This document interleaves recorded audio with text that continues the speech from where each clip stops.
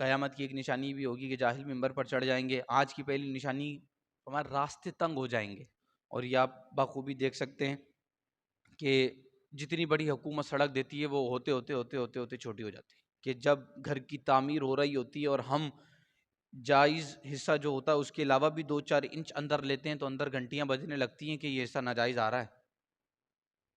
ہم مانیں یا نہ مانیں لیکن اندر سے دل گھنٹی بجا رہا ہوتا ہے، حکومت نے عوام کے لیے خاص کیا ہے یا آپ عوام کا حصہ بھی اپنے گھر میں لے رہے ہو۔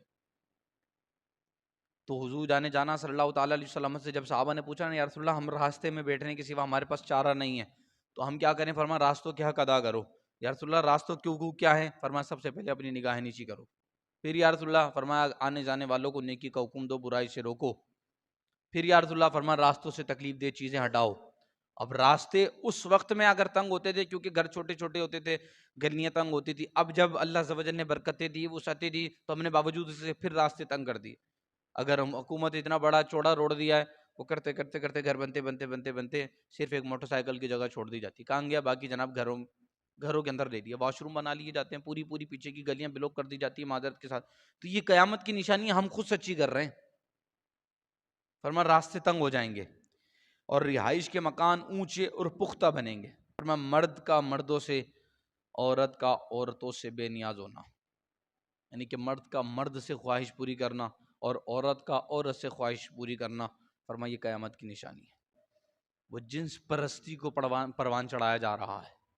میں نے کسی موقع پر عرض کیا تھا کہ اگر آج ہم نے اپنے نسلوں کی حفاظت نہ کی تو پھر ہماری نسلیں کی جو اشاعت ہے، نسلوں کی جو آگے پروان چڑھنی ہے وہ رک جائے گی۔ اگر مردوں سے اپنی خواہش پوری کرنے لگ گیا تو آگے آپ کی نسل کی پروان نہیں چڑھنی، اور اسی سوچ کو فروغ دیا جا رہا ہے، اسی سوچ کو آگے پروان چڑھایا جا رہا ہے کہ مرد سے خواہش پوری کر لے، اور اس قوم لوط کے عمل کو، یعنی کہ مرد کا مرد سے خواہش پوری کرنے والے عمل کو اتنا کبھی اور اتنا گندا قرار دیا گیا ہے کہ قوم لوط کا عمل کرنے والا 7 سمندر میں بھی نہ لے تو وہ پاک نہ ہو۔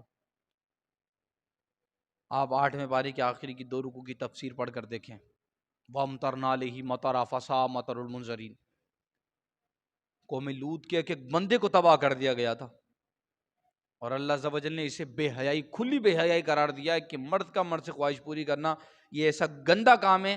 قرآن کہہ رہا ہے کہ اس سے پہلے لوگوں نے کبھی نہیں کیا جو قوم لوط کے عمل نے کیا، اور قوم لوط کے وہ عمل آج اس امت کے اندر کثرت سے پائے جا رہے ہیں۔ اور حضور جا رہا نے فرمایا جو قوم لوط کا عمل کرتا ہوا دنیا سے گیا، یعنی کہ اپنی خواہش مرد سے پوری کرتا ہوا دنیا سے گیا، اس کی شکل کو قبر میں سوت کی شکل سے بدل دیا جائے گا۔ یہ ہماری نسلوں کے برین واش کر کر انہیں نکاح سے دور کر کر اس گندی سوچ کا مالک بنایا جا رہا ہے۔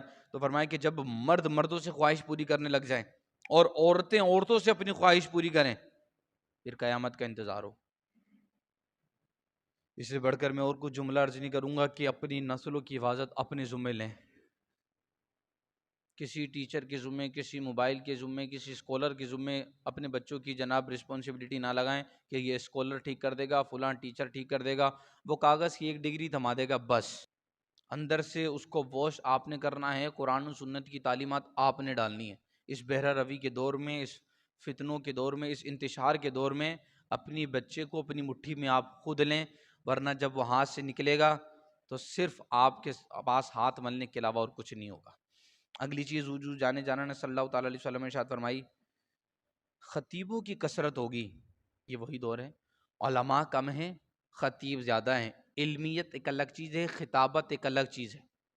خطباء کثرت سے ہوں گے، خطباء بمعنی خطاب کرنے والے، اسپیچ کرنے والے بہت ملیں گے، لیکن اس جناب خطابت کے اندر، اس بیان کے اندر آپ کو علمیت کم نظر آئے گی۔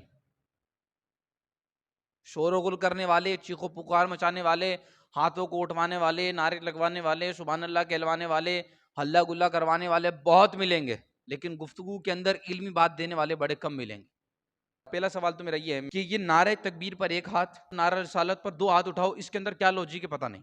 وہ بیچارے ایک بندہ اپنی دھن میں تھا، اس نے غلطی سے ایک ہاتھ اٹھا دیا نعرہ رسالت پر، مولوی صاحب نے بھری محفل میں، اب جناب آپ تو گستاخ ٹھہرے، آپ نے حضور کی محبت میں دوسرا ہاتھ ہی نہیں اٹھایا۔ وہ بیچارہ مجذوب سا بندہ تھا، اس نے کہا مجھ سے بڑی کوئی بیعت بھی ہو، گستاخی ہو گئی، مولوی صاحب اس غلطی کا کفارہ کیا ہے؟ کہا ہاتھ کٹوا دو۔ چڑھتی جوانی تھی، مولوی صاحب نے ہاتھ کٹوا دیا۔